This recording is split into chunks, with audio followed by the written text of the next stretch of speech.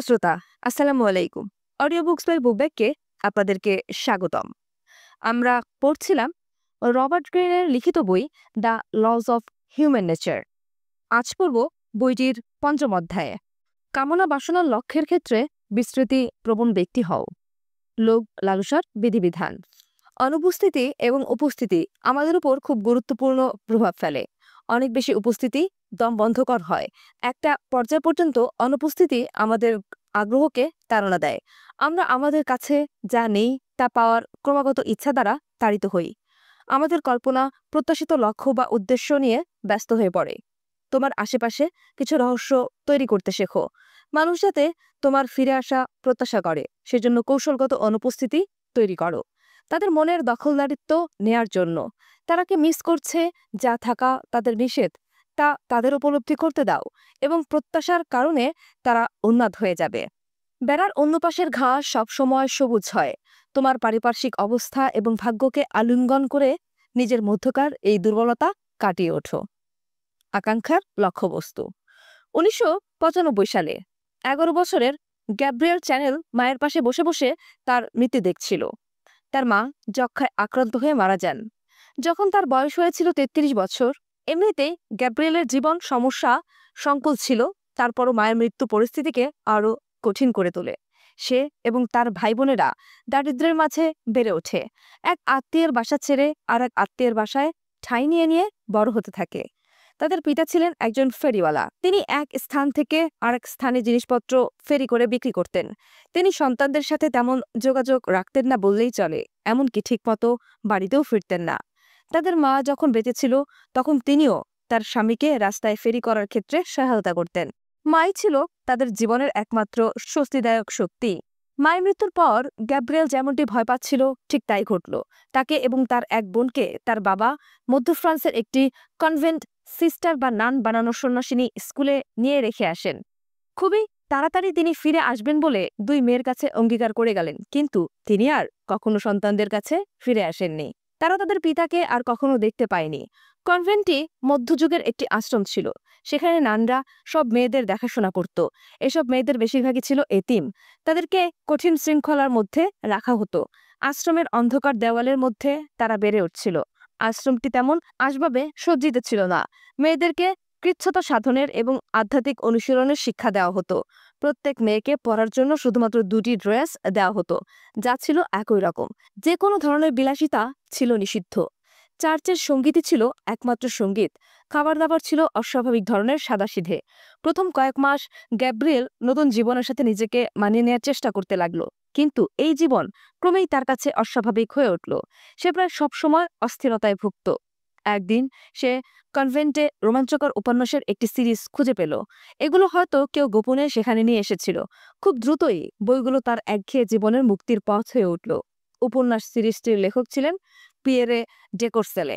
একগুয়ের সব সময় এগুলোর প্রায় সবই ছিল সিন্ডারেলা টাইপের গল্পে ভরা। যেমন একটি যুবতী মেয়ে দারিদ্র্যের মাঝে বেড়ে উঠেছে। সে ছিল পরিত্যক্ত এবং অবজ্ঞার পাত্র, কিন্তু হঠাৎ করে সে চতুর কিছু গোপন পরিকল্পনার দ্বারা বিরাট সম্পদের মালিক হয়ে যায়। কল্পনায় গ্যাব্রিয়েল নিজেকে সম্পূর্ণরূপে গল্পের মূল চরিত্রে খুঁজে পেতে লাগলো। বিশেষ করে গল্পের মূল নায়িকার ড্রেসগুলোর সীমাহীন বর্ণনার প্রতি তার খুব ভালো লাগা তৈরি হতে লাগলো। প্রাসাদ এবং অট্টালিকার জগৎ তার কাছ থেকে খুব দূরে মনে হতে লাগলো, কিন্তু উপন্যাসগুলো যখন পড়ছিল সেই মুহূর্তগুলোতে সে অনুভব করতে লাগলো গল্পের মেয়ের মতো সেও ষড়যন্ত্রে অংশ নিচ্ছে। এর ফলে তার মধ্যে অভিভূতকারী একটি আকাঙ্ক্ষার জন্ম নিতে থাকে।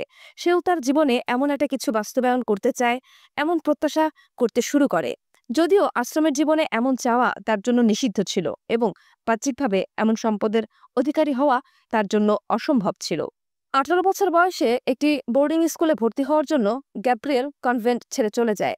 এই স্কুলটিও খ্রিস্টান নানদের দ্বারা পরিচালিত হতো। সেখানে সে মেয়ে দর্জি হওয়ার প্রশিক্ষণ গ্রহণ করে। স্কুলটি ছিল একটি ছোট্ট শহরে। গ্যাব্রিয়েল অবসর সময়ে শহরটি ঘুরে ঘুরে দেখত। খুব তাড়াতাড়ি সে একটি থিয়েটারের সন্ধান পেল। থিয়েটার অভিনেত্রীদের পোশাক পরিচ্ছদ, মেকআপ, থিয়েটার মঞ্চ, সেক ইত্যাদির প্রতি তার ভালোবাসা এবং আগ্রহ জন্ম নেওয়া শুরু করলো। থিয়েটার হচ্ছে রূপান্তরের জগৎ। এখানে যে কেউ যে কোনো কিছু হতে পারে। ধীরে ধীরে গ্যাব্রিয়েলের ভেতর থিয়েটার অভিনেত্রী হওয়ার প্রবল আগ্রহ জন্ম নিল। সে তার লক্ষ্য পূরণের চেষ্টা শুরু করে দিল। গ্যাব্রিয়েল এবার থিয়েটারে নাম লেখালেন। তার মঞ্চ নাম হলো কোকো। সে অভিনয়, গান এবং নাচের প্রশিক্ষণ নিয়ে নিল এবং মঞ্চে এর সবগুলোই করত। তার প্রচুর প্রাণশক্তি এবং কারিশমা ছিল।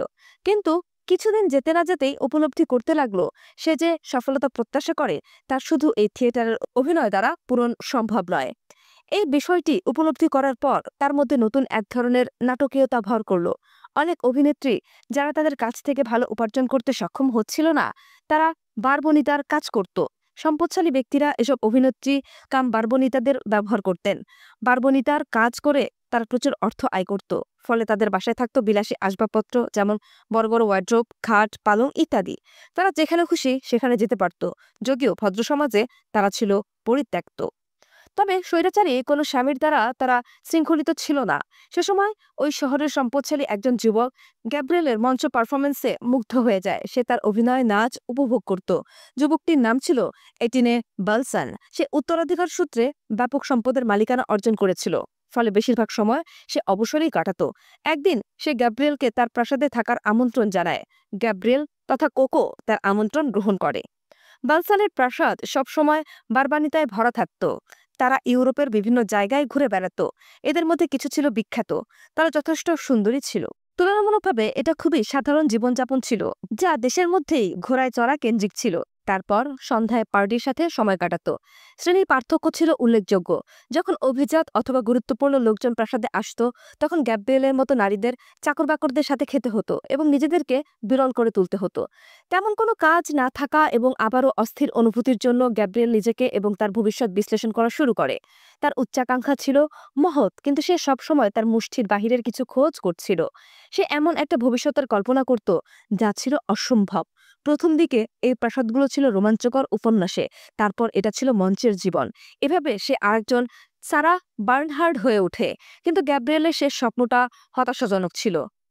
বারবনিতারা সবাই ইন্দ্রিয় সুখবর্ধক এবং সুন্দরী ছিল। গ্যাব্রিয়েল তথা কোকোকে দেখতে অনেকটা ছেলেদের মতো মনে হতো। তার মধ্যে তেমন মানসম্পন্ন সৌন্দর্য ছিল না। তার উপস্থিতি এবং এনার্জি পুরুষদের মুগ্ধ করত, কিন্তু তা বেশিদিন দীর্ঘস্থায়ী ছিল না। সে সবসময়ই চাইতো যা অন্য মানুষদের ছিল, কল্পনা করত এটা কোনো গোপন সম্পদ ধারণ করে।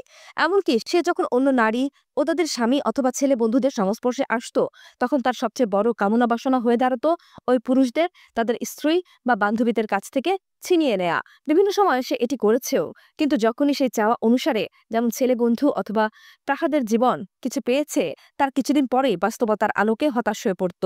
শেষ পর্যন্ত কি তাকে সন্তুষ্ট করতে পারবে, তা ছিল রীতিমতো একটা রহস্য। তারপর একদিন গ্যাব্রিয়েল কি হবে তা না ভেবেই বালসানের বেডরুমে ঢুকে পড়ে এবং তার কিছু জামাকাপড় চুরি করে। সে এসব পোশাক আশাক পরা শুরু করলো, যা ছিল সম্পূর্ণরূপে তার আবিষ্কার। সে মাথায় হ্যাট দিয়ে বালসানের খোলা কলারওয়ালা শার্ট এবং কোট তার নিজের কিছু পোশাকের সাথে মিলিয়ে পরা শুরু করলো। এই পোশাক পরে সে দুটি জিনিস লক্ষ্য করলো। সে অবিশ্বাস্য স্বাধীনতা অনুভব করা শুরু করলো, কারণ যেহেতু তাকে আর আটশাট অন্তর্বাস, গাউন এবং মেয়েদের মাথা দেওয়া এক ধরনের টুপি পরতে হতো না, এবং সম্পূর্ণ নতুন ধরনের মনোযোগ পাওয়ার বিষয়টি তাকে চরমভাবে আনন্দিত করছিল। অন্য বারবনিতারা তাকে ঈর্ষার চোখে দেখতে আরম্ভ করলো। তারা গ্যাব্রিয়েলের এই স্টাইলে বুঁদ হয়ে রইল। নতুন ধরনের পোশাক আশাক তার শরীরের সাথে মানিয়ে গেল। এর আগে কেউ এই ধরনের পোশাক কখনো কোনো নারীকে দেখেনি। বালসান নিজেও মুগ্ধ হয়ে গেলেন। সে তাকে তার দর্জির দোকানে পরিচয় করিয়ে দিল। গ্যাব্রিয়েলের নির্দেশনা অনুসারে দর্জি তার জন্য কিছু ছেলেদের মতো পোশাক বানিয়ে দিল। সে ঘোড়ায় চড়া শিখল, কিন্তু অন্য নারীদের মতো সে এক পাশ হয়ে বসতো না। তার চরিত্রে সবসময় অ্যাথলেটদের মতো বাঁক ছিল এবং 1 মাসের মধ্যে ঘোড়ায় চড়ার ক্ষেত্রে পারদর্শী হয়ে উঠল। এরপর থেকে তাকে সব জায়গায় অদ্ভুত ধরনের ঘোড়ায় চড়ার পোশাকে দেখা যেতে লাগলো।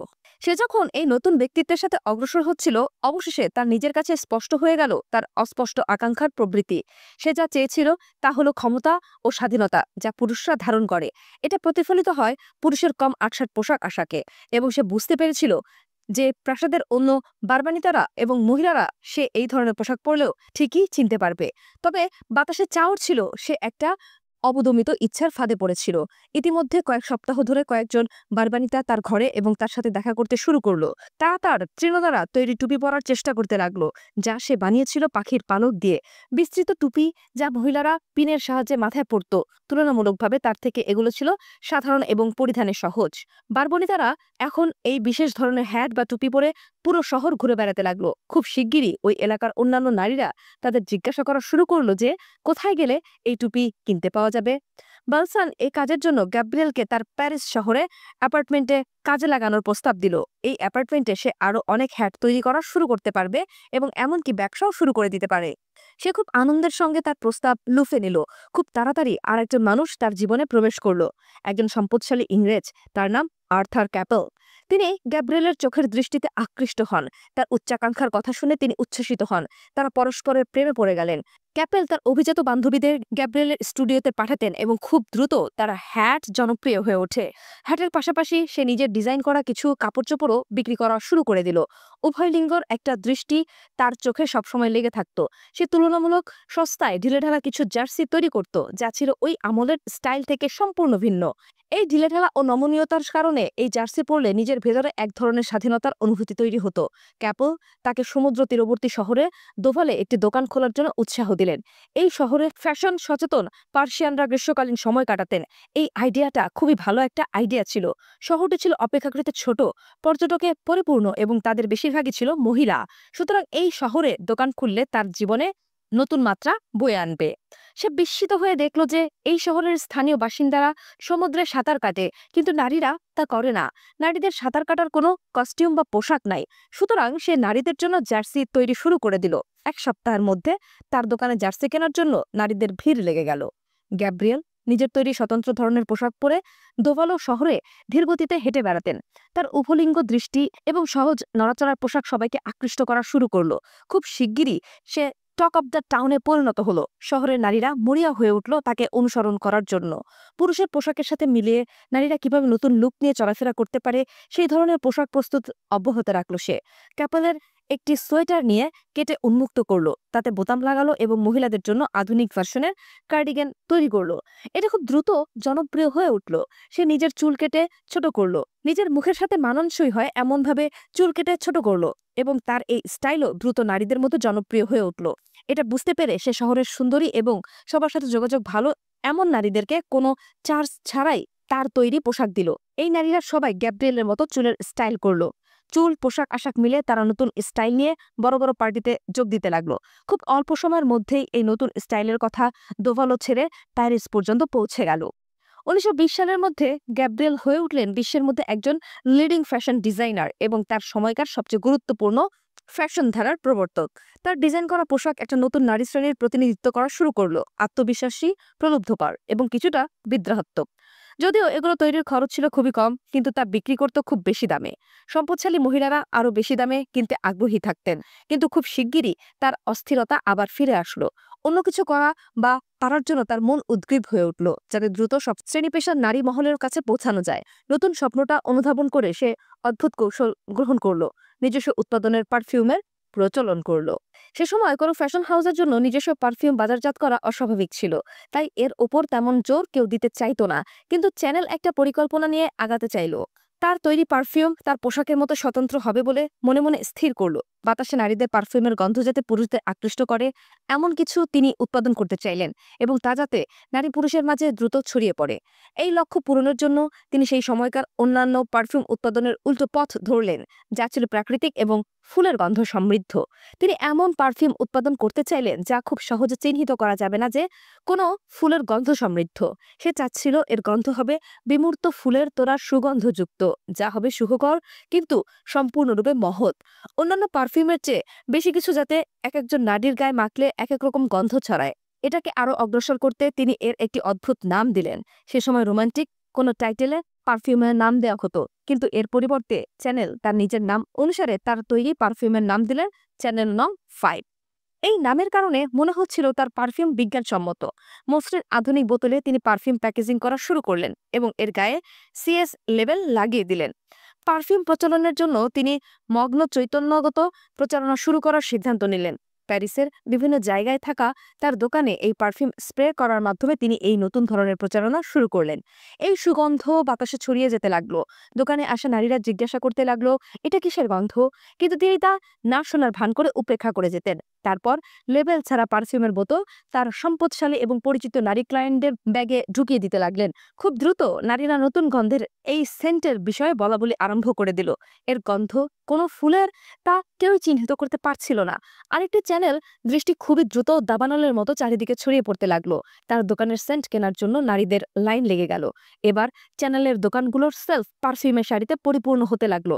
প্রথম কয়েক সপ্তাহ তারা চাহিদার তুলনায় সরবরাহ করতে পারছিল না। এই ইন্ডাস্ট্রিতে এর আগে কখনো এমনটি হয়নি। চ্যানেল নং 5 হয়ে উঠল ইতিহাসের সবচেয়ে বেশি সফল পারফিউম। একই সাথে এই পারফিউমেই তার ভাগ্যের চাকা খুলে গেল। পরবর্তী 2 যুগ চ্যানেল হাউস বিশ্ব ফ্যাশনের রাজত্ব করে, কিন্তু দ্বিতীয় বিশ্বযুদ্ধ চলাকালে গ্যাব্রিয়েল চ্যানেল নাৎসিবাদদের তোষামোদ করা শুরু করে। নাৎসিদের দখলদারিত্বের সময় সে প্যারিসে অবস্থান করে এবং তাদের পক্ষাবলম্বন করে। যুদ্ধের শুরুতে সে তার দোকানগুলো বন্ধ করে দিয়েছিল, কিন্তু যুদ্ধ শেষ হলে নাৎসিদের প্রতি তার রাজনৈতিক সহমর্মিতার জন্য তিনি ফরাসিদের চোখে মর্যাদাহীন হয়ে উঠলেন। সবাই তার নিন্দা করতে লাগলো। বিষয়টি আঁচ করতে পেরে এবং লজ্জিত হয়ে তিনি সুইজারল্যান্ডে পালিয়ে গেলেন। সেখানে তিনি স্বেচ্ছা নির্বাসনে রয়ে গেলেন। 1953 সাল নাগাদ তিনি প্যারিসে ফিরে আসার তাগিদ অনুভব করতে লাগলেন। আরো বড় কিছু করতে চাইলেন, যদিও সে সময় তার বয়স হয়েছিল 70 বছর। তিনি নারীদের পোশাক আশাকের ফ্যাশনের চলমান ট্রেন্ডে বিরক্ত হয়ে উঠেছিলেন, কারণ তখন মেয়েদের পোশাকের পুরনো ধারা আটশাট পোশাকে আবারও ফিরে এসেছিল। এটা তিনি জীবনের শুরুতেই ধ্বংস করতে চেয়েছিলেন। এটা চ্যানেলের জন্য আবারও একটা চ্যালেঞ্জ নিয়ে আসলো, কারণ প্রায় 14 বছর তিনি ব্যবসার বাইরে ছিলেন। তিনি ফ্যাশনের ক্ষেত্রে আর কোনো নতুন ধারা চালু করতে পারবেন তা কেউ মনে করত না। তাকে এখন সম্পূর্ণ শূন্য হাতেই শুরু করতে হবে। তার প্রথম কাজ ছিল তিনি যে ফ্যাশন জগতে ফিরে আসার পরিকল্পনা করছেন তা চারিদিকে চাউর করে দেওয়া। কিন্তু তিনি কোনো ইন্টারভিউ দিতে চাচ্ছিলেন না। তাকে কেন্দ্র করে চারিদিকে আলোচনার দানা বাঁধুক তা তিনি চাইছিলেন। সুতরাং তার চারপাশে ঘিরে তিনি একটি রহস্য তৈরি করার চেষ্টা করেন। তার নতুন প্রদর্শনীর ডেবু হলো 1954 সালে। এটা দেখার জন্য তার দোকানে প্রচন্ড রকম ভিড় লেগে গেল, কিন্তু কারো মধ্যে তেমন কোনো কৌতূহল দেখা গেল না। তাৎক্ষণিকভাবে তাদের মধ্যে খানিকটা হতাশাবোধ দেখা দিল। কাপড় পোশাকগুলোর বেশিরভাগই ছিল তার 1930 সালের স্টাইলের একটা রিহার্সাল। মডেলদের চ্যানেলের লুক দেওয়া হয়েছিল এবং তাদের ক্যাটওয়াকও ছিল চ্যানেলের মতো। দর্শকদের কাছে চ্যানেল ছিল একজন আশাহত নারী, যিনি এখন অনেকটাই অতীত, আর কখনো ফিরে আসতে পারবে না। পোশাকগুলো দেখে মনে হচ্ছিল বিগত যৌবরা। সে সময় প্রেস তার নাজি সহযোগিতার কথা প্রচার করে তাকে বেহুশ করে দিচ্ছিল। যে কোনো ফ্যাশন ডিজাইনারের জন্য দর্শকদের এই ধরনের রেসপন্স ছিল চপট আঘাতের মতো, কিন্তু তিনি এসবের দ্বারা আবারও সবার নজরে চলে আসলেন। সব সময়ের মতো তার একটা পরিকল্পনা ছিল এবং তা সেই ভালো জানত। তিনি নতুনভাবে ড্যাগুর আগেই খুব ভালোভাবে চিন্তা করে নিয়েছিলেন যে তার নতুন ধারার পোশাকের বাজার হবে মার্কিন যুক্তরাষ্ট্র। আমেরিকার নারীরা তার সংবেদনশীলতা সবচেয়ে বেশি প্রতিফলিত করেছিল। যেমন অ্যাথলেটিকদের জন্য ঢিলেঢালা পোশাক পৃথিবীর মধ্যে তখন সবচেয়ে বেশি টাকা পয়সা খরচের মতো অবস্থা ছিল তাদের। তারা নতুন ধারার পোশাক সত্যি আমেরিকায় ব্যাপক সেন্সেশন তৈরি করে। ফরাসিরাও দ্রুত তাদের সমালোচনা বন্ধ করে দিতে থাকলো। ফিরে আসার 1 বছরের মধ্যে তিনি আবারও বিশ্বের অন্যতম সেরা ডিজাইনার হিসেবে নিজেকে প্রতিষ্ঠিত করতে সক্ষম হয়েছিলেন। ফ্যাশন আরও সহজ এবং ক্লাসিক্যাল হয়ে উঠতে লাগলো। এটাই সে প্রমোট করতে চাইতো সারা জীবন। যখন জ্যাকুলিন কেনেডি জনসমাগমে তার ডিজাইন করা স্যুট পরে উপস্থিত হওয়া শুরু করলেন, তখন এটা তার জন্য একটা বিরাট প্রচার হিসেবে কাজ করা শুরু করলো। ফ্যাশন জগতে এটা চ্যানেলের ক্ষমতা প্রতীক হয়ে দাঁড়ালো। আবারও যখন শীর্ষ অবস্থানে ফিরে তিনি পুনরায় সবকিছু শুরু করলেন, তখন তিনি অন্য একটি প্র্যাকটিস করা শুরু করলেন, যা ছিল সময়ের অনুপযোগী এবং ইন্ডাস্ট্রি বিরোধী। ফ্যাশনের পাইরেসি ছিল বিরাট একটা সমস্যা। একটা প্রদর্শনীর পরই কোনো ডিজাইন বিশ্বব্যাপী ছড়িয়ে পড়তো। সে কারণে ডিজাইনাররা সতর্কতার সাথে তাদের সব গোপনীয়তা রক্ষা করত এবং কেউ নকল করলে তার বিরুদ্ধে আদালতে মামলা করে দিত। চ্যানেল এর বিপরীত করলেন। তিনি তার প্রদর্শনীতে সব ধরনের মানুষকে আমন্ত্রণ জানাতেন এবং তাদেরকে ছবি তুলতে দিতেন। তিনি মনে করেছিলেন এটা যে সকল মানুষ তার সস্তা কাপড় চোপড় তৈরি করে জীবিকা নির্বাহ করতেন তাদেরকে উৎসাহিত করবে। তাই তিনি এটা চেয়েছিলেন। এমনকি তিনি সম্পদশালী নারীদেরও তাদের মেয়ে দর্জি সহ আসার আমন্ত্রণ জানিয়েছিলেন। মেয়ে দর্জিরা তার ফ্যাশন দেখে নকশা করে নিয়ে যেত এবং পরবর্তীতে ঠিক একই ধরনের পোশাক তৈরি করত। অর্থবিত্তের মালিক হওয়ার চেয়ে তিনি চেয়েছিলেন তার ফ্যাশন পুরো পৃথিবীতে ছড়িয়ে পড়ুক। তিনি নিজেকে এবং তার কাজকে বিশ্বের সব জাতির সব শ্রেণীর নারীদের প্রত্যাশার লক্ষ্যবস্তু বানিয়ে ফেলতে চেয়েছিলেন। এটাই হবে একটা মেয়ের চূড়ান্ত প্রতিশোধ, যে একসময় বড় হয়েছে ভালোবাসাহীন, পরিত্যক্ত এবং উপেক্ষিত হয়ে। তিনি মিলিয়ন মিলিয়ন নারীদের তার কাপড় পরাতে পারবেন। তার দৃষ্টি, তার ছাপ পৃথিবীর সর্বত্র দেখা যাবে। ব্যাখ্যা: যে মুহূর্তে চ্যানেল 18-এ বালসানের কাপড় চোপড় পরা শুরু করেছিলেন এবং একটা নতুন ধরনের মনোযোগ আকর্ষণ শুরু করলেন, তখন তার ব্রেইনের মধ্যে একটা খেলা খেলে যায়, যা চিরদিনের জন্য তার জীবনের গতিপথ পাল্টে দেয়। এর আগে সে সীমা লঙ্ঘন করার মতো করে প্রবলভাবে কিছু প্রত্যাশা করত, যা পরবর্তীতে তার কল্পনা বিলাসকে তাড়িত করে। একটা সামাজিকভাবে অগ্রহণযোগ্য যে একটি এতিম বালিকা সমাজের উচ্চ শ্রেণীর সাথে মিশে যাবার আকাঙ্ক্ষা করে, ক্যারিয়ারের জন্য অভিনেত্রী এবং বারবনিতা কোনো উপযুক্ত বিষয় নয়, কনভেন্টের একজন মেয়ের জন্য তো নয়। চ্যানেল তার আশ্রয় নেয় প্রাসাদের চারপাশ দিয়ে হ্যাট পরে ঘোড়ায় চড়ে বেড়াতো। খুব সহসাই তিনি অন্য মানুষের কামনার লক্ষ্যবস্তুতে পরিণত হন। তারা তার উভলিঙ্গের পোশাকের প্রতি আকৃষ্ট হয়ে পড়েন। কল্পনা এবং স্বপ্নের মাঝখানে স্বপ্নে মাখানো ভুবনে বদ্ধ হয়ে না থেকে সে তার কল্পনাকে অন্য মানুষের মধ্যে ঢুকিয়ে দিতে পেরেছিলেন। এর জন্য যা প্রয়োজন হয়েছিল তা হলো তার পরিপ্রেক্ষিতটা উল্টে ফেলতে হয়েছিল। প্রথমেই তার দর্শকদের কথা চিন্তা করতে হয়েছিল এবং তাদের কল্পনার উপর কিভাবে প্রভাব বিস্তার করা যায় তার জন্য কৌশল নির্ধারণ করতে হয়েছিল। যে লক্ষ্য বা উদ্দেশ্য তিনি ছোটবেলা থেকে প্রত্যাশা করে আসছিলেন তা কিছুটা হলেও অস্পষ্ট, অধরা এবং নিষিদ্ধ ছিল। এটাই তার জন্য প্রলুব্ধকর হয়েছিল। এটাই হলো মানব আকাঙ্ক্ষার প্রকৃতি। তিনি সহজভাবে এটা তার চারপাশে ছড়িয়ে দিতে পেরেছিলেন এবং তার প্রত্যাশার সাথে এই উপাদানগুলো জড়িয়ে দিতে পেরেছিলেন। এভাবেই তিনি তার জাদু উপস্থাপন করেছিলেন। প্রথমত, তিনি তার চারপাশে একটা রহস্য ঘেরা জগৎ তৈরি করতে সমর্থ হয়েছিলেন। তিনি কখনো তার দারিদ্র্যময় শৈশবের গল্প করতেন না। তার অতীত নিয়ে সীমাহীন পরস্পর বিরোধী গল্প তৈরি করেন। কেউ তার অতীতের বিষয়ে পুরোপুরিভাবে কিছু জানতেন না। তিনি সতর্কতার সাথে জনসম্মুখে তার উপস্থিতি কমিয়ে রাখতেন, কারণ তিনি কিছু সময়ের জন্য অনুপস্থিতির মূল্য বুঝতে পারতেন। তিনি কখনো তার পারফিউমের রেসিপি প্রকাশ করতেন না অথবা তার সৃষ্টিশীল প্রক্রিয়ার কথা। তার অদ্ভুত জোরালো ডিজাইনের লোগো ব্যাখ্যা বিশ্লেষণের দাবি রাখত, কিন্তু তিনি তা করতেন না। এটা জনসাধারণকে কল্পনা করার এবং কোকো রহস্য সম্পর্কে অনুমান করার সীমাহীন স্পেস দিত। দ্বিতীয়ত, তিনি সব সময় ডিজাইন করতেন সাধারণভাবে প্রচলিত ফ্যাশনের সীমা লঙ্ঘনকর হিসেবে। পোশাকগুলো স্পষ্টভাবে কিছুটা পুরুষালী ডিজাইনের করে তৈরি করলেও মেয়েলি চরিত্র বজায় রাখতেন। এই ধরনের পোশাক নারীদের এমন বোধ দিত যে তারা লিঙ্গের সীমানা অতিক্রম করতে সক্ষম। পোশাকগুলো শারীরিক এবং মানসিকভাবে ঢিলাঢালা প্রকৃতির হতো। পোশাকগুলো আরও স্বাধীনতার সাথে চলাফেরাকে নিশ্চিত করে নারীদের শরীরকে সেক্স সিম্বল করে তুলত। এগুলো মেয়েদের নয়, মেয়েদের পোশাক ছিল। সামগ্রিকভাবে চ্যানেল লুকের পোশাক পরা ছিল তারুণ্য এবং আধুনিকতার প্রতীক। একবার যদি এই বোধ তরুণীদের মধ্যে জেঁকে বসত, তাহলে তাদের পক্ষে এই ডাকটি প্রতিরোধ করা অসম্ভব হয়ে পড়ত। পরিশেষে একদম শুরু থেকে তিনি একটি বিষয় নিয়ে নিশ্চিত করতে চেয়েছিলেন যে তার ডিজাইনের পোশাক পৃথিবীর সর্বত্র দেখা যাবে। অন্য নারীদের তার ডিজাইন করা পোশাক পরতে দেখে তার ভেতর প্রতিযোগিতামূলক প্রত্যাশা উদ্দীপিত হতো। কোকো স্মরণ করতেন তিনি কতটা উদ্গ্রীব হয়ে পুরুষদের সহচর্য চাইতেন যারা ইতিমধ্যে অন্য নারীদের বয়ফ্রেন্ড হয়েছিলেন। তারা আকাঙ্ক্ষিত ছিল কারণ তাদেরকে অন্যরা প্রত্যাশা করত। এই ধরনের প্রতিদ্বন্দ্বিতাপূর্ণ তাড়না আমাদের সবার মাঝে আছে এবং নিশ্চিতভাবে নারীদের মধ্যে তো আছেই। সত্য হলো তার ডিজাইন করা শক্ত খড়ের টুপি বিশেষ হ্যাট ছিল কমন বস্তু, যা যে কোনো ডিপার্টমেন্টাল স্টোরেই কিনতে পাওয়া যেত। যে পোশাক তিনি প্রথম ডিজাইন করেছিলেন তা খুব কম দামি উপাদানে তৈরি ছিল। পারফিউম ছিল সাধারণ কিছু ফুলের মিশ্রণ, যেমন জেসমিন, কেমিক্যালের সংমিশ্রণ। কোনোটাই বহিরাগত এবং বিশেষ কিছু ছিল না। এটা সম্পূর্ণরূপে একটা মানসিক ম্যাজিক ছিল যা তাদেরকে লক্ষ্যে রূপান্তর করেছিল, যা এই ধরনের পোশাক পেতে তাদের মাঝে তীব্র প্রত্যাশার জন্ম দিয়েছিল। বোঝো বা অনুধাবন করো, চ্যানেলের মতো তোমাকেও তোমার পরিপ্রেক্ষিত আগাগোড়া উল্টে পাল্টে দিতে হবে। পৃথিবীতে তুমি কি চাও ও লোভ লালসা করো তার উপর ফোকাস করার পরিবর্তে তুমি অন্যদের অবদমিত আকাঙ্ক্ষা এবং পূরণ না হওয়া কল্পনা বিলাসের উপর ফোকাস করার ক্ষেত্রে নিজেকে প্রশিক্ষণ দাও। তুমি অবশ্যই নিজেকে প্রশিক্ষিত করবে তারা কিভাবে তোমাকে এবং তোমার উদ্দেশ্যকে উপলব্ধি করে তা দেখতে, যেন বাইরে থেকে তুমি নিজেকে এবং নিজের কাজ দেখছো। লক্ষ্যবস্তু সম্পর্কে মানুষের ধারণা, অনুমান কি তা গঠনে এই অভ্যাস তোমাকে সীমাহীন ক্ষমতা দেবে এবং তাদেরকে উল্লসিত করবে। মানুষ সত্য এবং সততা চায় না, তা আমরা এই ব্যাপারে যতবারই শুনি না কেন। তারা চায় তাদের কল্পনা জাগরিত হোক এবং তাদেরকে গতানুগতিক পরিস্থিতির বাইরে নিয়ে যাক। তারা কল্পনা এবং আকাঙ্ক্ষার বস্তু চায় লোভ লালসা ও গ্রাস করার জন্য। তোমার এবং তোমার কাজের চারপাশের রহস্য একটি বাতাস তৈরি করো। এটা নতুন, অচেনা, বহিরাগত এবং প্রগতিশীলতার সাথে যুক্ত করো। তোমার বার্তাটি সংজ্ঞায়িত করবে না, এটি অস্পষ্ট রেখে দাও। একটি বিভ্রম তৈরি করো সর্বব্যাপী, যাতে তোমার লক্ষ্যটি সর্বত্র দেখা যায় এবং অন্যরা আকাঙ্ক্ষা করে। তারপর সমস্ত মানুষের মধ্যে লোভকে সুপ্ত থাকতে দাও, প্রত্যাশার পারদ যাতে তাদের ভেতর থেকে বেরিয়ে আসতে চায় এমন অবস্থা সৃষ্টি করো। শেষ পর্যন্ত আমি যা চেয়েছিলাম তা পেয়েছি। আমি কি সুখী? আসলে না। কিন্তু কি হারিয়েছে?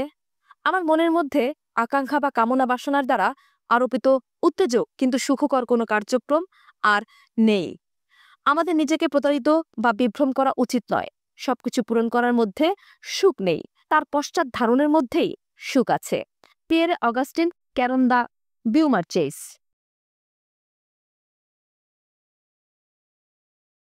মানব প্রকৃতির প্রধান প্রধান দিক। প্রকৃতিগতভাবেই আমরা মানব প্রজাতি পারস্পরিক পরিস্থিতিতে সহজে সন্তুষ্ট হই না। আমাদের ভেতরের কিছু বিপদগামী শক্তির দ্বারা যেই মুহূর্তে আমাদের চাওয়ার আলোকে আমরা কিছু পাই, আমাদের মন নতুন এবং ভিন্ন কিছু পাওয়ার জন্য, আরো ভালো কিছু কল্পনা করার জন্য তাড়না দিতে থাকে। নতুন এই বস্তুটি অর্জন থেকে আমরা যত দূরে থাকি, ততই আমাদের ভেতর তা পাওয়ার তীব্র আকাঙ্ক্ষা জন্মাতে থাকে। আমরা এটাকে এভাবে বলতে পারি, ঘাসের সব সময় সবুজ লক্ষণ বৈশিষ্ট্য থাকে। এটা আমাদের মানসিক বা চোখের বিভ্রম। যদি আমরা ঘাসের খুব কাছে চলে যাই, নতুন বস্তুটির কাছাকাছি, তাহলে দেখব ঘাস আসলে মোটের ওপর অত সবুজ নয়। আমাদের প্রকৃতির খুব গভীরে এই লক্ষণের শেকড় গাড়া। এক্ষেত্রে আদি রেকর্ডকৃত উদাহরণ পাওয়া যায় ওল্ড টেস্টামেন্টের মধ্যে, মিশর থেকে বহিরাগমনের গল্পের মাধ্যমে। আল্লাহ হিব্রুদের মিশর থেকে বাইরে বের করে এনে তার অঙ্গীকার করা ভূমিতে বসবাসের সুযোগ করে দিয়েছিলেন। মুসা আলাইহিওয়াসাল্লাম তাদের নেতৃত্ব দিয়ে জনমানবহীন ঊষর ভূমিতে নিয়ে আসলেন। এখানে তাদের 40 বছর থাকতে হয়েছিল। মিশরে হিব্রুরা দাসের জীবনযাপন করত। সেখানে তাদের জীবন ধারণ খুবই কঠিন হয়ে পড়ে। তারা যখন কঠিনভাবে জীবনযাপন করছিল, তখন তাদের মনে পড়ে যেত পূর্বের জীবনের কথা। পূর্বে তাদের অনাহারের সময় আল্লাহ তাদের বেহেশত থেকে মান্না নামক খাবার পাঠাতেন, কিন্তু তারা ছিল অকৃতজ্ঞ জাতি। কিছুদিনের মধ্যেই তারা এ খাবারে অনীহা প্রকাশ করতে থাকে। তারা অকৃতজ্ঞের মতো এই খাবারকে সুস্বাদু তরমুজ, শসা এবং মাংসের সাথে তুলনা করতে থাকে। এইসব খাবার মিশরে খুব পরিচিত খাবার ছিল।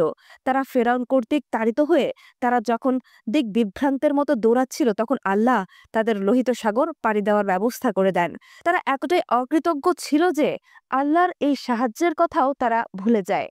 আল্লাহর অলৌকিক প্রদর্শনেও তারা উদ্দীপ্ত হয়নি। এরপর তারা কামারশালায় একটি স্বর্ণ রঙের পাথর তৈরি করে আর উপাসনা করার সিদ্ধান্ত নেয়। কিন্তু মুসা আলাইহিওয়াসাল্লাম যখন এই কাজের জন্য তাদের তীব্র ভর্ৎসনা করল এবং শাস্তি দিল, তখন তারা বাছুরের মূর্তির উপাসনা ছেড়ে দিল। কিন্তু কিছুদিন যেতে না যেতেই তারা আবারও মুসার কাছে নানা অভিযোগ করতে শুরু করলো। তাদের নানা অভিযোগ শুনে মুসা পাগল প্রায়। পুরুষরা বিদেশি নারীর প্রতি যৌনাকাঙ্ক্ষী হয়ে উঠল। লোকজন আবারও নতুন করে বাছুর পূজা শুরু করলো। এবার আল্লাহ নিজে তাদের সীমাহীন অনাচারের অসন্তুষ্ট হলেন।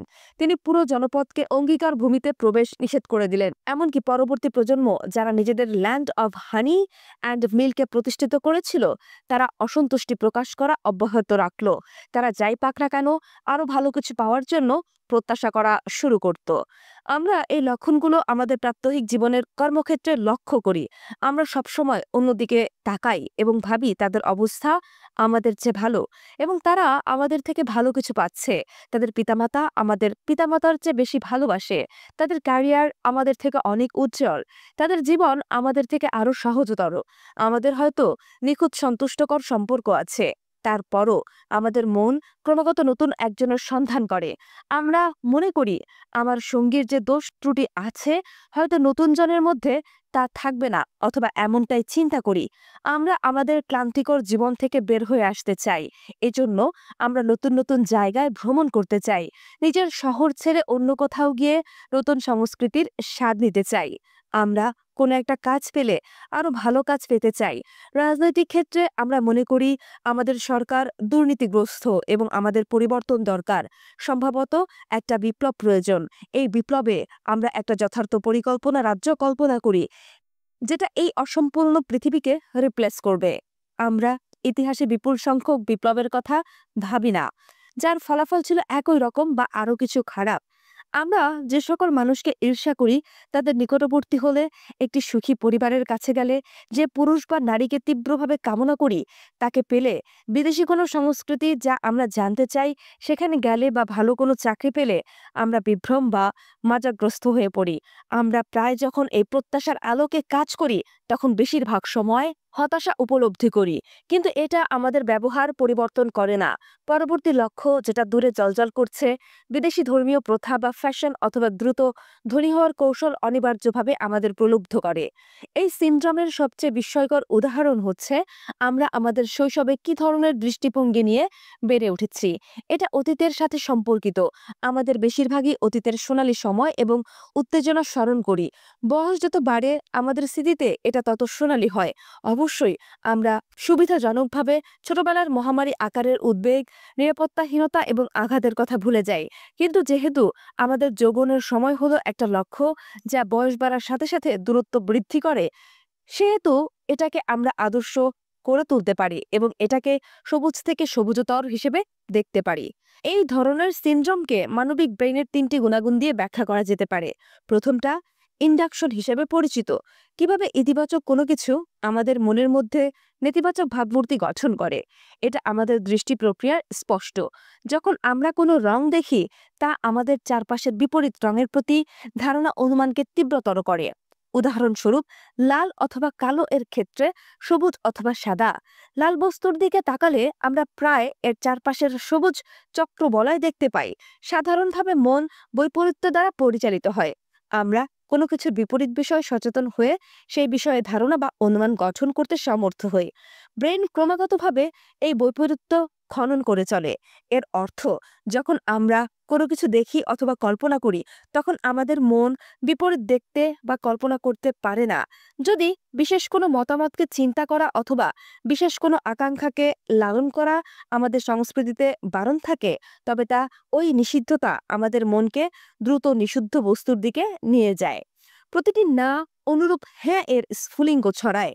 ভিক্টোরিয়ান সময়ে আইন বহির্ভূত পর্নোগ্রাফিক ইন্ডাস্ট্রি গড়ে ওঠে।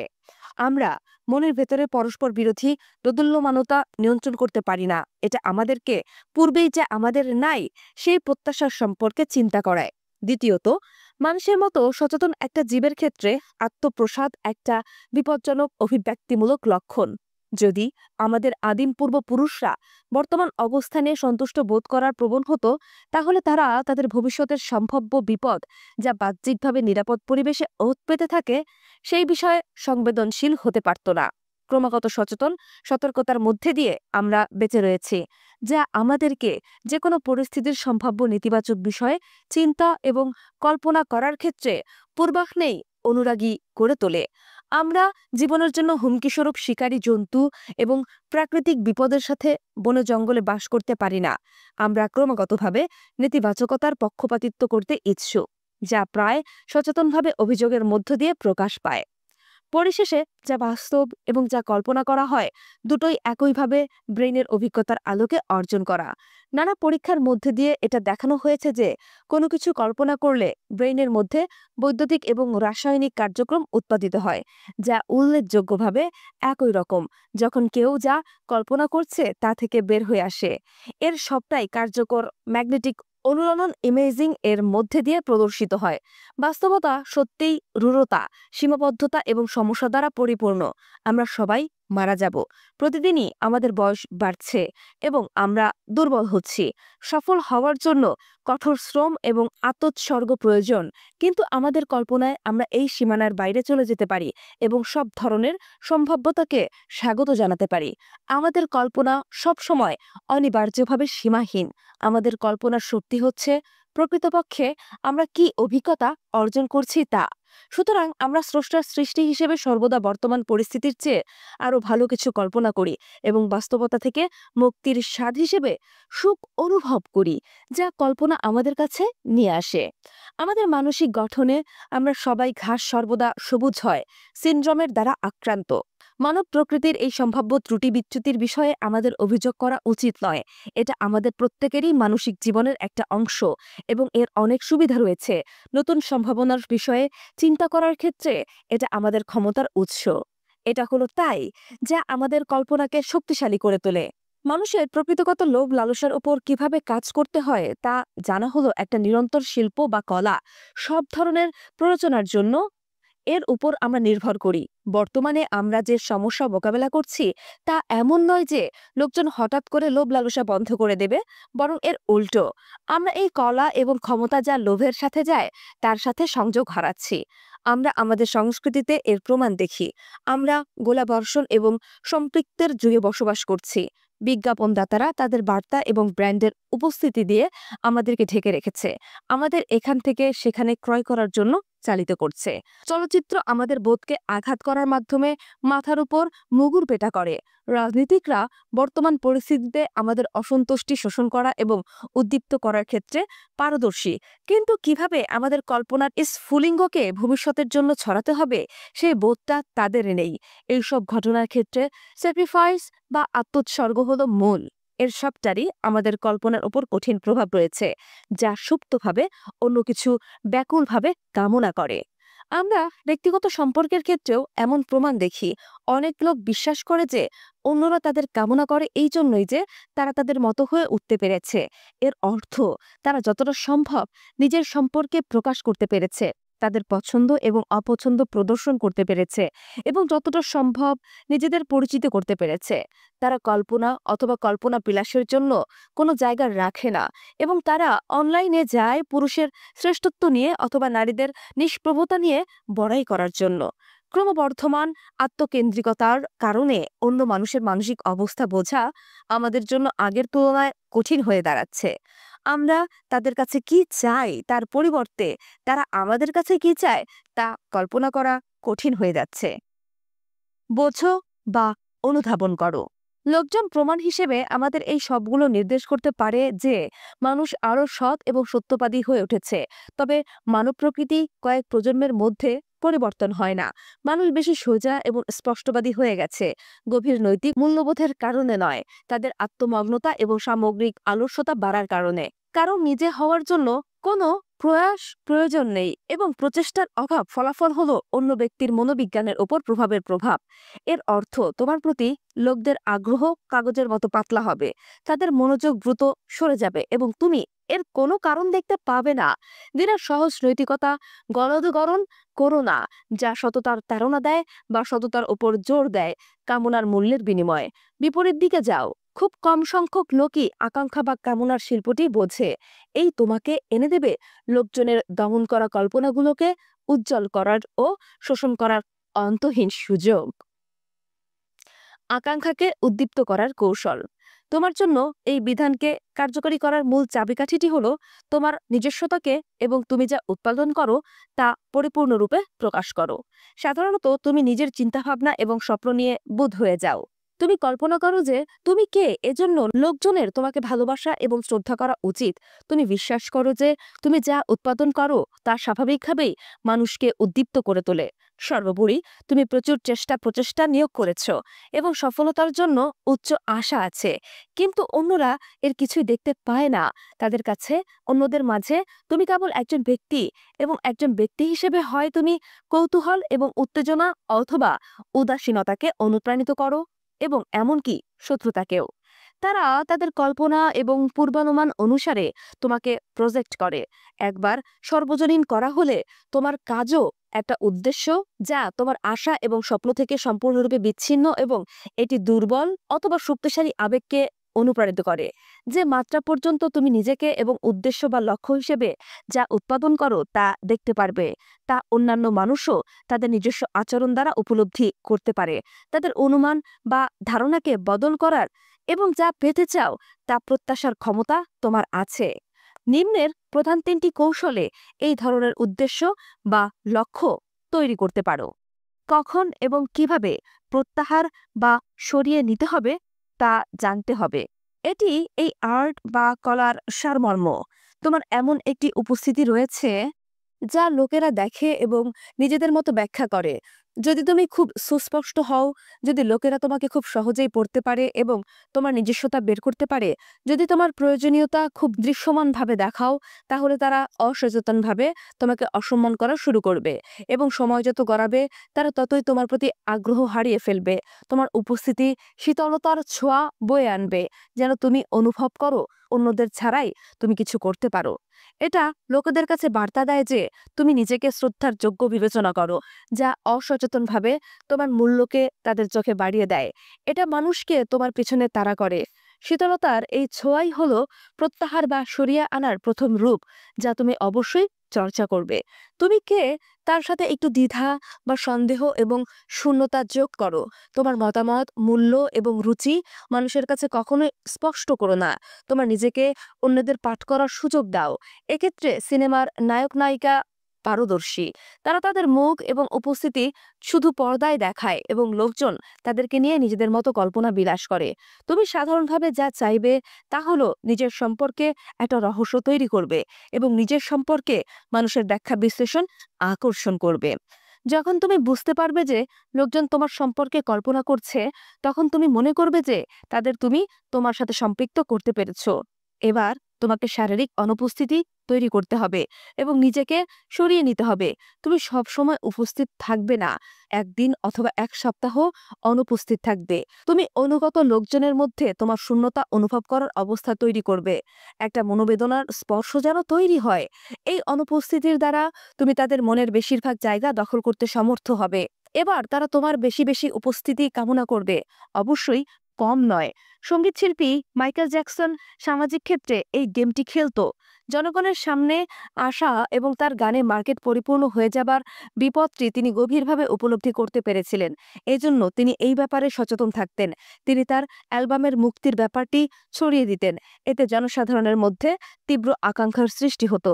সাক্ষাৎকার দেওয়া এবং পারফরমেন্স দেওয়ার ব্যাপারটি তিনি সতর্কতার সাথে ম্যানেজ করতেন এবং তার গানের সুরের ব্যাপারে কোনো কথা বলতেন না অথবা প্রচারের ব্যাপারে কোনো খোলাখুলি বার্তা দিতেন না। মাঝে মধ্যে নিজের সম্পর্কে কোনো গল্প তার প্রচার পরিচালক দিয়ে প্রকাশ করে দিতেন, যেমন যৌবন চিরস্থায়ী করার কৌশল। তিনি কখনো এই গল্প স্বীকার অথবা অস্বীকার করতেন না, তবে সংবাদ মাধ্যম বন্য পশুর মতো তার সংবাদ প্রচার করত। তিনি সব সময় নিজের সম্পর্কে নানা গল্প এবং গুজব ছড়াতেন, কিন্তু কোনো কিছুই পরিপূর্ণ ছিল না। এই বিস্তৃতিপ্রবণ কৌশল দিয়ে তিনি নিজেকে ক্রমাগত আকাঙ্ক্ষার লক্ষ্যে বা উদ্দেশ্যে পরিণত করতে সমর্থ হয়েছিলেন।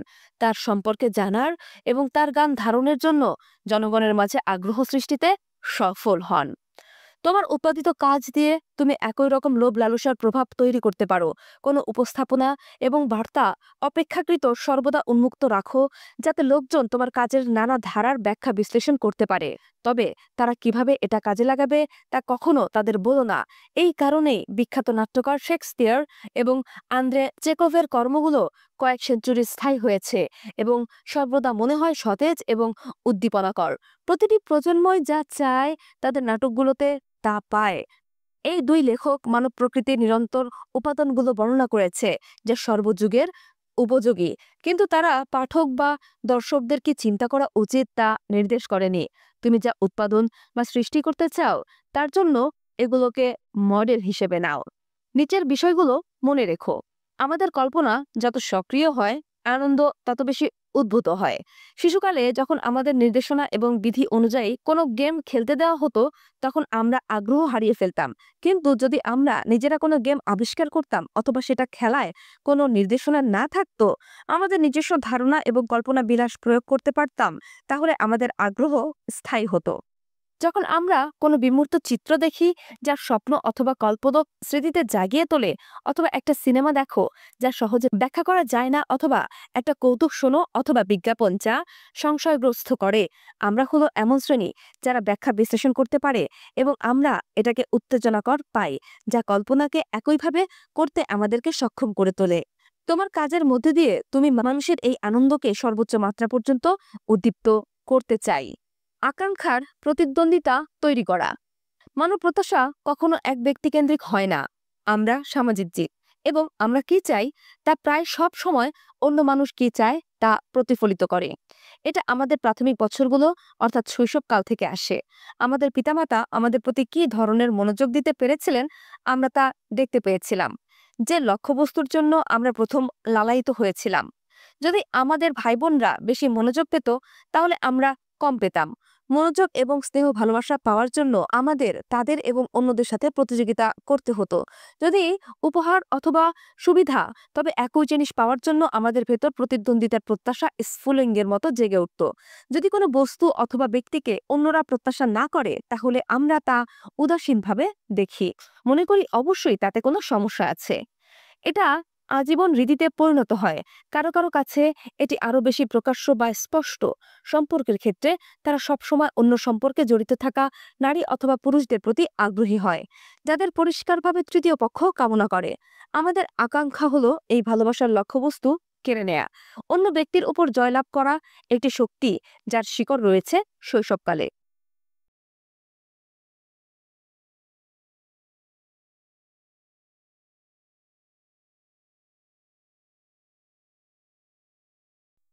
অন্য লোকেরা যদি নতুন কোনো কৌশলের মধ্যে অর্থ উপার্জন করে, তবে তারা শুধু তাতে অংশ নিতেই চায় না, তা দখলও করতে চায়।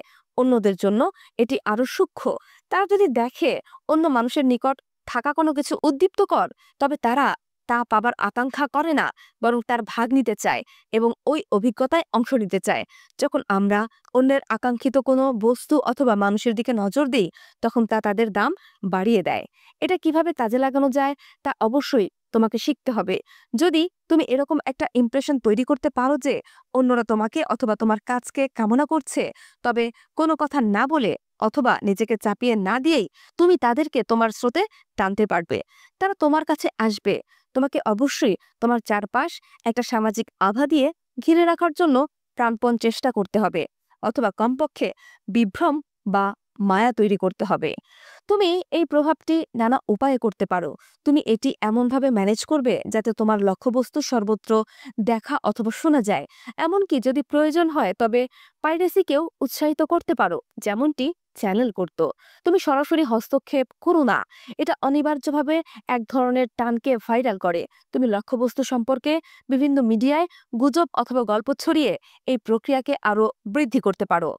মানুষ এই সম্পর্কে কথা বলা শুরু করবে এবং মুখ থেকে মুখে ছড়িয়ে পড়ার মাধ্যমে এর প্রভাব বাড়তে থাকবে। এমনকি নেতিবাচক মন্তব্য অথবা বিতর্ক এই কৌশলের ক্ষেত্রে কাজে দেবে।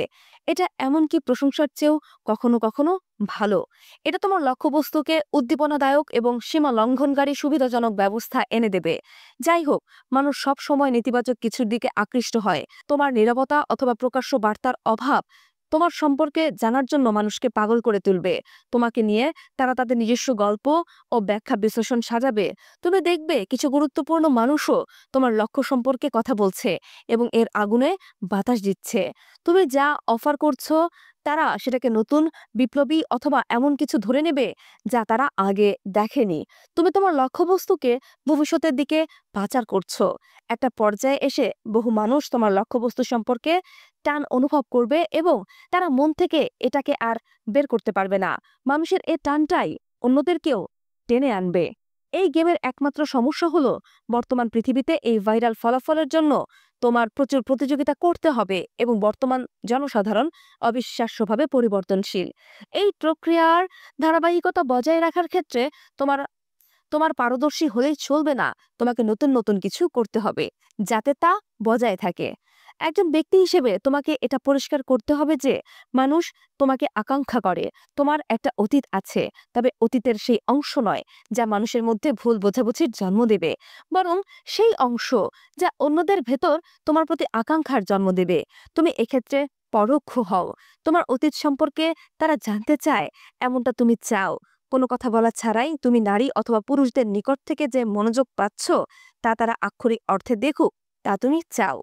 কোনো ধরনের বড়াই করা অথবা এর প্রকাশ্য বার্তা দেওয়া ফলাফল বা প্রভাবককে নিরপেক্ষ করে ফেলবে।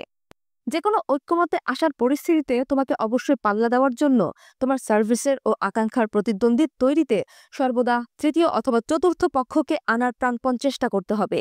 এটা তাৎক্ষণিকভাবে তোমার মূল্য বাড়িয়ে দেবে, শুধুমাত্র নিলাম দরপত্র যুদ্ধের ক্ষেত্রেই নয়, অন্য মানুষের কামনা করার ক্ষেত্রেও মূল্য বৃদ্ধি করতে হবে। ইন্ডাকশন বা আরোহ পদ্ধতি ব্যবহার করো। বহু দৃষ্টান্ত থেকে সাধারণ সূত্র আবিষ্কারের পদ্ধতি আমরা ভাবতে পারি যে অতীতের সাথে তুলনামূলকভাবে বর্তমানে আমরা বিরাট স্বাধীনতার যুগে বাস করছি, কিন্তু বাস্তবে আমরা বর্তমানে এমন এক পৃথিবীতে বাস করছি যা আগের চেয়েও বেশি নিয়ন্ত্রিত। আমাদের প্রতিটি পদক্ষেপই ডিজিটালি অনুসরণ করা হয়। মানব আচরণের সমস্ত দিক পরিচালনার জন্য আগের চেয়ে এখন বিধিবিধানও অনেক বেশি। রাজনৈতিক নির্ভুলতা যা সর্বদা বিদ্যমান আরও তীব্র হতে পারে, কারণ সামাজিক মাধ্যমে সবসময় সবকিছু দৃশ্যমান। গোপনে আমাদের বেশিরভাগই শারীরিক ও মানসিক চলাচলের ওপর বাধা বিপত্তির কারণে বিরক্ত হই অথবা চূর্ণবিচূর্ণ হই, যা সীমা লঙ্ঘন কর এবং আমাদের সীমার বাইরে। তার জন্য আমরা আকুল আকাঙ্ক্ষা অনুভব করি। আমরা সহজেই না অথবা হ্যার প্রতি টান অনুভব করি। তুমি তোমার লক্ষ্যবস্তুকে কোনো কিছু যা অবৈধ, প্রথা বিরোধী অথবা রাজনৈতিকভাবে অগ্রসরমান তার সাথে সম্পর্কিত করতে চাও। চ্যানেল তার প্রকাশ্যমান উভয়লিঙ্গ আবেদন এবং লিঙ্গের ভূমিকাকে অবজ্ঞা করার মাধ্যমে এটা করতে পেরেছিলেন। এর জন্যই প্রজন্ম থেকে প্রজন্মের দ্বন্দ্ব পাকাপোক্ত হয়। তুমি যা অফার করছো তা পূর্ববর্তী প্রজন্মের সাথে বিপরীত বা বিরুদ্ধ বলে প্রতীয়মান হয়। জন এফ কেনেডি নিজেকে 1950-এর দশক এবং আইসেন হাওয়ার যুগের বিরুদ্ধে স্থাপন করার মাধ্যমে এটা করেছিলেন। প্রথাগত রীতির অনুসরণকে অর্থহীন করে তুলেছিলেন। বিপরীতে তাকে ভোট দেওয়ার অর্থ যৌবন, শক্তি এবং হারানো পৌরসত্বকে ভোট দেওয়া। মূলত তিনি সমাজের ওপর জেগে থাকা পিতৃতান্ত্রিক চাপা শোষণের পদ্ধতির বিরুদ্ধে ভূমিকা রেখেছিলেন এবং এটা থেকে সবাইকে মুক্ত করতে চেয়েছিলেন। একটি অবৈধ আকাঙ্ক্ষা যা প্রায় সব মানুষ শেয়ার করে তা হলো অন্যের যৌনক্রিয়া দেখার আনন্দ। অন্যের ব্যক্তিগত জীবনে উকি দেওয়া প্রাইভেসির ওপর কঠোর সামাজিক নিষিদ্ধতাকে ভঙ্গ করে। তবুও মানুষ অন্যের দরজার আড়ালে কি হচ্ছে তা দেখার ক্ষেত্রে টান অনুভব করে। থিয়েটার এবং চলচ্চিত্র এই অপরের যৌনক্রিয়া দেখার আনন্দের ওপর নির্ভর করে। এর মাধ্যমে মানুষ অন্যের রুমের ভেতর কি হয় তা দেখতে পায় এবং আমরা যে অভিজ্ঞতা অর্জন করি তাতে মনে হয় যেন আমরা আক্ষরিকভাবে লোকজনের ওপর গোয়েন্দাগিরি করছি। তুমি গোপন কিছু প্রকাশ করছো যা প্রকৃতপক্ষে শেয়ার করা যায় না। লোকজনকে এমন একটা ইমপ্রেশন দিয়ে তুমি এটাকে তোমার কাজের অন্তর্ভুক্ত করতে পারো। কেউ কেউ ক্ষুব্ধ হতে পারে, কিন্তু বেশিরভাগই উৎসুক এবং কৌতূহলী হবে। এটাই তোমার সিক্রেট, তোমার সম্পর্কে এবং তুমি যা করছো তা কিভাবে সম্পাদন করেছো সেই সম্পর্কে। অথবা সেটা অন্যদের সিক্রেট হতে পারে। ক্ষমতাবান লোকদের দরজার আড়ালে কি ঘটছে এবং তারা কোনো বিধিবিধান দ্বারা পরিচালিত হয়। যে কোনো ঘটনায় তুমি যা অফার করবে তা নতুন, অপরিচিত এবং বহিরাগত বৈশিষ্ট্য সম্পন্ন হতে হবে, অথবা কমপক্ষে এরকমভাবে উপস্থাপন করতে হবে যেখানে যা আছে তার বিপরীত হতে হবে, যাতে তা লোভ লালসার টান তৈরি করতে পারে। পরিশেষে অলভ্য এবং অসম্ভবকে উপলব্ধি করার সম্ভাবনাময় মানুষের সামনে ঝুঁকে পড়ো। জীবন সব ধরনের বিরক্তিকর সীমাবদ্ধতা এবং সমস্যা দ্বারা পরিপূর্ণ। সফল অথবা সম্পদশালী হওয়ার জন্য বিরাট প্রচেষ্টা প্রয়োজন। আমরা আমাদের নিজস্ব চরিত্রের ভেতর আবদ্ধ এবং অন্য কেউ হতে পারি না। আমরা আমাদের হারানো যৌবন অথবা হারানো স্বাস্থ্যকে পুনরুদ্ধার করতে পারি না। প্রতিটা দিন আমাদের মৃত্যুর কাছাকাছি নিয়ে যাচ্ছে, যেটা আমাদের চূড়ান্ত সীমা। যাই হোক, তোমার লক্ষ্যবস্তু এমন কল্পনালোক অফার করে যে পথে দ্রুত ধনী এবং সফল হওয়া যায়, হারানো যৌবন ফিরে পাওয়া যায় অথবা নতুন কোনো ব্যক্তি হওয়া যায় এবং এমনকি মৃত্যুকে পর্যন্ত জয় করা যায়। মানুষ লোভাতুরভাবে এই জিনিসগুলোকে আঁকড়ে ধরবে কারণ তারা অসম্ভব বলে বিবেচিত। আরোহণের বিধানের সাহায্যে আমরা এই সংক্ষিপ্ত এবং ফ্যান্টাসি সম্পর্কে কল্পনা করতে পারি, যেভাবে আমরা একটা ইউনিকর্ন বা এক শিংওয়ালা প্রাণীকে কল্পনা করতে পারি, যা আমাদেরকে এই কল্পনার কাছে পৌঁছানোর আকাঙ্ক্ষার জন্ম দেয়। মনে রেখো, এটা অধিকৃত বা আয়ত্তে নয় এমন ইচ্ছা যা মানুষকে গোপনে প্ররোচিত করে, কোনো কিছু অর্জন করার ক্ষেত্রে অনিবার্যভাবে হতাশা বয়ে আনে এবং নতুন কিছু পাওয়ার আকাঙ্ক্ষার পেছনে ছুটতে তাড়িত করে। মানুষ কল্পনালোক এবং আনন্দের পেছনে ছুটে, তাদের এই প্রবণতা তোমাকে কুড়ে কুড়ে খায়। এই অর্থে তোমার প্রচেষ্টা সবসময় অবশ্যই নবায়নকৃত হতে হবে। মানুষ যা চায় তা যদি সে পেয়ে যায় অথবা তোমার অধিকারে থাকা কিছু পেয়ে যায়, তবে তোমার প্রতি তাদের শ্রদ্ধাবোধ তাৎক্ষণিকভাবে কমতে শুরু করবে। নিজেকে সরিয়ে নাও, বিস্ময়কর রাখো এবং মানুষ যাতে তোমার পেছনে ছোটানোর তাড়না অনুভব করে তেমন অবস্থা করে রাখো। যতক্ষণ পর্যন্ত তুমি এই অবস্থা ধরে রাখতে পারবে, ততক্ষণ পর্যন্ত তোমার শক্তি, ক্ষমতা থাকবে। সর্বোচ্চ ইচ্ছা। আমাদের পথটিকে সর্বদা আমাদের প্রকৃতির বৃহত্তর সচেতনতার দিকে অবশ্যই থাকতে হবে। আমাদেরকে অবশ্যই কর্মক্ষেত্রে সদা সর্বদা সবুজ সতেজ থাকতে হবে এবং তা কিভাবে সর্বদা নির্দিষ্ট কোনো কাজ বা পদক্ষেপের প্রতি আমাদের তাড়িত করে তা দেখতে হবে। আমাদের লোভনীয় প্রবণতার মধ্যে কোনটা ইতিবাচক ও উৎপাদনশীল এবং কোনটা নেতিবাচক এবং প্রতিরোধমূলক তা পার্থক্য করার প্রয়োজনীয়তার ক্ষেত্রে সামর্থ্যবান হতে হবে। ইতিবাচক দিক থেকে অস্থির এবং অসন্তুষ্ট বোধ আমাদেরকে ভালো কিছু করার ক্ষেত্রে উদ্দীপনা দেয় এবং ইতিমধ্যেই যা আছে তাতে স্থির থাকতে দেয় না। এটা আমাদের কল্পনা শক্তিকে বাড়ানোর পাশাপাশি যে পরিস্থিতির মোকাবেলা করি তার পরিবর্তে অন্যান্য সম্ভাবনাকে আমরা বিবেচনা করি। বয়স বাড়ার সাথে সাথে আমরা আরো বেশি সন্তুষ্ট হওয়ার প্রবণতায় আক্রান্ত হই। আমাদের যৌবনের অস্থিরতা নবায়ন করতে পারার সক্ষমতা আমাদেরকে যুবক রাখে এবং আমাদের মনকে সক্রিয় রাখে। এই অস্থিরতা অবশ্যই সচেতনতার নিয়ন্ত্রণের মধ্যে থাকতে হবে। আমাদের অসন্তুষ্টি প্রায়ই দীর্ঘস্থায়ী হয়। পরিবর্তনের জন্য আমাদের আকাঙ্ক্ষা অস্পষ্ট এবং আমাদের একঘেয়েমির প্রতিফলন হয়। এর ফলে মূল্যবান সময় নষ্ট হয়। আমাদের ক্যারিয়ার যে পন্থায় চলছে তাতে মূল্যবান সময় নষ্ট হয়। আমাদের ক্যারিয়ার যে পন্থায় চলছে তাতে আমরা অখুশি বা অসন্তুষ্ট হই। ফলে একটা বড় ধরনের পরিবর্তন করতে চাই, যার জন্য প্রয়োজন হয় নতুন ধরনের দক্ষতা এবং নতুন কোনো কাজ। আমরা এই নতুনত্ব উপভোগ করি, কিন্তু কয়েক বছর যেতে না যেতেই আমরা আবার অসন্তুষ্টি অনুভব করা শুরু করি। নতুন পথটি আর সঠিক বলে মনে হয় না। এটা সম্পর্কে আরো গভীরভাবে চিন্তাভাবনা করার দরকার ছিল। আমাদের আগের ক্যারিয়ারে কি সমস্যা হয়েছিল, ফোনটা ক্লিক করেনি, এবং এসব চিন্তা করে একটা শোভন পরিবর্তন দরকার ছিল। এমন একটা কাজ পছন্দ করতে হবে যা আগের কাজের সাথে সামঞ্জস্যশীল এবং সম্পর্কিত ছিল, এবং এর সাথে নিজেকে মানিয়ে নেওয়া প্রয়োজন। সম্পর্কের ক্ষেত্রে আমরা নিখুঁত পুরুষ অথবা নারী খুঁজতে জীবন ব্যয় করতে পারি এবং একা থেকেই জীবন শেষ করতে পারি, কিন্তু মনে রাখতে হবে কেউই নিখুঁত নয়। তাই সবচেয়ে ভালো হলো অন্যের ত্রুটিগুলোকে মেনে নেয়া এবং তার দুর্বলতার মধ্যে মুগ্ধকর কিছু খুঁজে বের করা। আমাদের লোভ লালসার আকাঙ্ক্ষাকে প্রশমিত করে আমরা আফসোসের আর্ট বা কলা শিখতে পারি এবং কিভাবে সম্পর্ককে কার্যকর রাখা যায় তা শিখতে পারি। তবে এটা খুব সহজ বা প্রাকৃতিকভাবে আসবে না। সর্বশেষ, মডেলিং এবং ট্রেন্ড অন্যরা যা আকর্ষণীয় মনে করে সর্বদা তার পেছনে দৌড়ানোর পরিবর্তে আমাদের নিজস্ব রুচি এবং ভালো আকাঙ্ক্ষা সম্পর্কে জানার জন্য সময় ব্যয় করা উচিত, যাতে আমরা আমাদের সত্যিকার প্রয়োজন কি এবং বিজ্ঞাপনদাতাদের উৎপাদিত যা চাই তা অথবা যার ভাইরাল প্রভাব আছে তার মধ্যে পার্থক্য করতে পারি। জীবন খুব সংক্ষিপ্ত এবং আমাদের অনেক এনার্জি আছে। লোভের দ্বারা আক্রান্ত হয়ে আমরা সময় নষ্ট করি, নিরর্থক অনুসন্ধান করি এবং পরিবর্তনের চিন্তা করি। সাধারণভাবে সর্বদা ভালো কিছুর জন্য অপেক্ষা এবং আশা করো না, বরং তোমার যা আছে তারই সর্বোচ্চ ব্যবহার নিশ্চিত করো। এটা এভাবে বিবেচনা করো। তুমি এমন একটা পরিবেশে গেঁথে আছো যা তোমার চেনা জানা মানুষ এবং জায়গা দ্বারা গঠিত। এটি তোমার বাস্তবতা। তোমার মন ক্রমাগত আকৃষ্ট হয় যা এই বাস্তবতা থেকে বহু দূরে। মানব প্রজাতির স্বভাব প্রকৃতির কারণেই এমনটি হয়। তুমি বিদেশ ভ্রমণের স্বপ্ন দেখো, কিন্তু যদি সেখানে যাও, নিছকই তোমার অসন্তুষ্ট মনের রূপরেখাকে সেখানে টেনে নিয়ে যাও। তুমি এমন বিনোদনের খোঁজ করো যা তোমার ভেতরে নতুন কল্পনালোকের জন্ম দিয়ে তোমাকে তৃপ্ত করে। তুমি আইডিয়ায় পরিপূর্ণ বই পড়ো, কিন্তু তার সাথে তোমার দৈনন্দিন জীবনের কোনো মিল নাই, যা শুধুই শূন্য অনুমানে ভরপুর। দূরবর্তী কোনো জিনিসের জন্য এই বিশৃঙ্খল এবং সীমাহীন আকাঙ্ক্ষা আমাদেরকে যা কিছু করতে প্ররোচিত করে, এটা শুধু অলীক কল্পনার পেছনে ছুটতেই তাড়িত করে। অন্যদিকে বাস্তবতা তোমাকে ইঙ্গিত দেয় দূরবর্তী কোনো জিনিসের পরিবর্তে ধরাছোঁয়ার মধ্যে থাকা কোনো জিনিসের প্রতি তোমার মনকে নিমগ্ন করে, সম্পূর্ণ ভিন্ন অনুভূতি বয়ে আনে। তোমার চেনা জানা সার্কেলের লোকজনের সাথে গভীরভাবে সম্পৃক্ত থাকতে পারো। তুমি যাদের সাথে কারবার করছো তাদের এমন অনেক কিছুই আছে যা তুমি জানবে না এবং অন্তহীন মুগ্ধতার উৎস হতে পারে। তুমি তোমার পরিবেশের সাথে আরো গভীরভাবে যুক্ত হতে পারবে। তুমি যে স্থানে বাস করো তার গভীর একটা ইতিহাস আছে এবং এতে তুমি নিজেকে নিমজ্জিত করতে পারো। নিজের পরিবেশ সম্পর্কে ভালো ধারণা লাভ করলে তার শক্তি ক্ষমতা পাওয়ার জন্য বহু সুযোগ এনে দেবে। তোমার জন্য রহস্যময় কোনো বাঁক থাকবে যা তুমি সম্পূর্ণরূপে কখনোই বুঝতে পারবে না।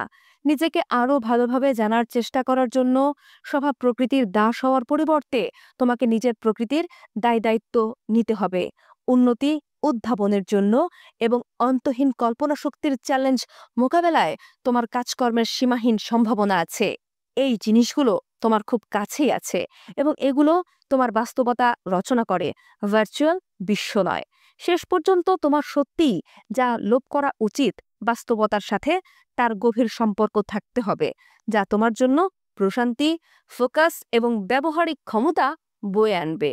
এর মাধ্যমে যা পরিবর্তনযোগ্য শুধু তাই পরিবর্তন করতে পারবে। এটা সুবিবেচনা প্রসূত বা উপদেশ্য যে তোমার পরিচিত পুরুষ হোক অথবা নারী, সবসময় অনুভব করতে দেওয়া যে তুমি তাদের সহচর্য ছাড়াই খুব ভালোভাবে চলতে পারতে। এটি বন্ধুত্বকে সুসংহত করবে, বরং বেশিরভাগ লোকের সাথে মেশার ক্ষেত্রে মাঝে মধ্যে তাচ্ছিল্য বা অবজ্ঞার সামান্য পরিমাণ তোমার আচরণে মেশালে তাতে ক্ষতির কিছু নেই। এতে তারা তোমার বন্ধুত্বকে আরো মূল্য দেবে। কিন্তু যদি আমরা একজন ব্যক্তি সম্পর্কে প্রকৃতই উচ্চ স্তরের চিন্তা ভাবনা করি, তাহলে তার কাছ থেকে কোনো অপরাধের মতো এটাকেও গোপন রাখতে হবে। এটা খুব সন্তোষজনক জিনিস নয়, কিন্তু এটাই সঠিক। কেন? একটি কুকুর খুব সদয় আচরণ সহ্য করতে পারে না। একজন মানুষকে একা থাকতে দাও। আর্থার স্কোপেনহর। শ্রোতা বন্ধুগণ, শেষ হলো আমাদের আজকের পঞ্চম অধ্যায়। বইটি যদি আপনাদের শুনে ভালো লেগে থাকে তাহলে অবশ্যই আপনার বন্ধুদের কাছে শেয়ার করে দিন। কমেন্ট সেকশনে অবশ্যই জানাবেন কেমন লাগছে বইটি। পরবর্তী অধ্যায় পেতে আমাদের অডিও বুকস বাই বুকবাইং চ্যানেলটি সাবস্ক্রাইব করতে ভুলবেন না। সবাইকে ধন্যবাদ জানিয়ে শেষ করছি। আসসালামু আলাইকুম।